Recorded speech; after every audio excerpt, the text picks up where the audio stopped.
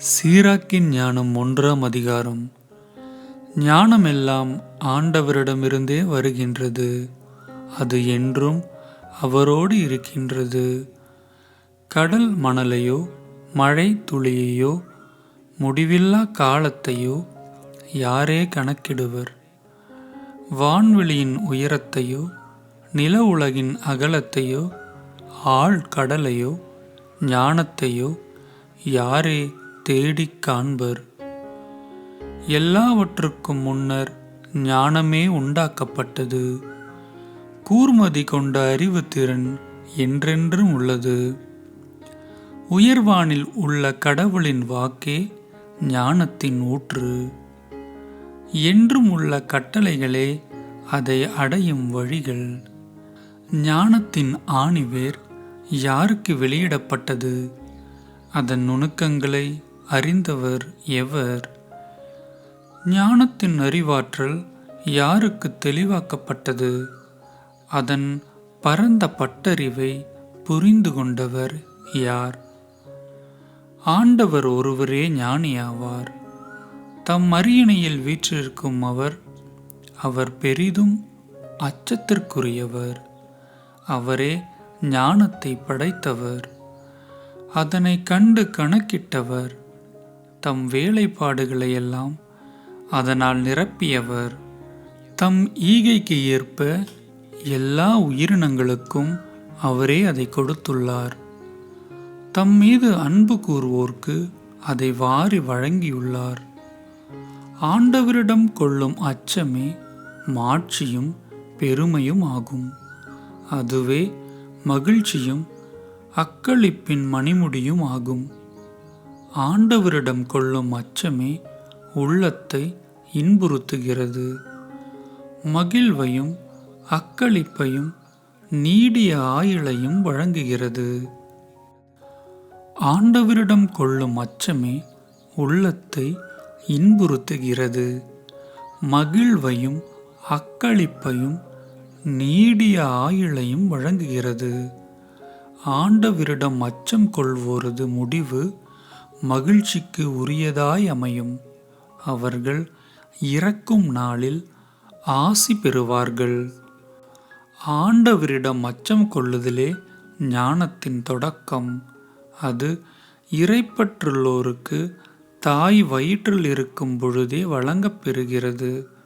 ஞானம் மனிதர் நடுவில் முடிவில்லா அடித்தளத்தை அமைத்துள்ளது. அவர்களுடைய வழிமரபினரிடையே நீங்காது நிலைத்திருக்கும். ஆண்டவரிடம் அச்சம் கொள்ளுதலே ஞானத்தின் நிறைவு. அது தன் கனிகளால் மனிதருக்கு களிப்பூட்டுகிறது. அது அவர்களின் இல்லம் முழுவதையும் விரும்பத்தக்க நலன்களால் நிரப்பிடும். தன் விளைச்சலால் அவர்களின் களஞ்சியங்களை நிறைத்திடும். ஆண்டவரிடம் கொள்ளும் அச்சமே ஞானத்தின் மணிமுடி.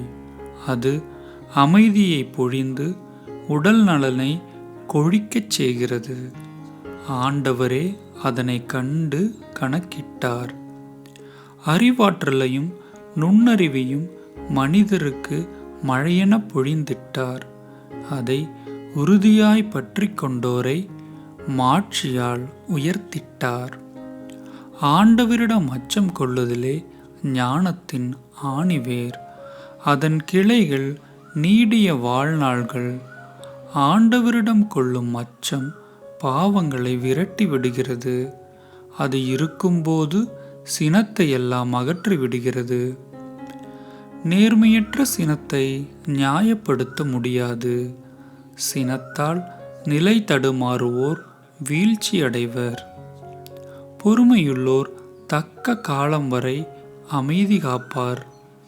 பின்னர் மகிழ்ச்சி அவர்களுக்குள் ஊற்றெடுத்து பாயும்.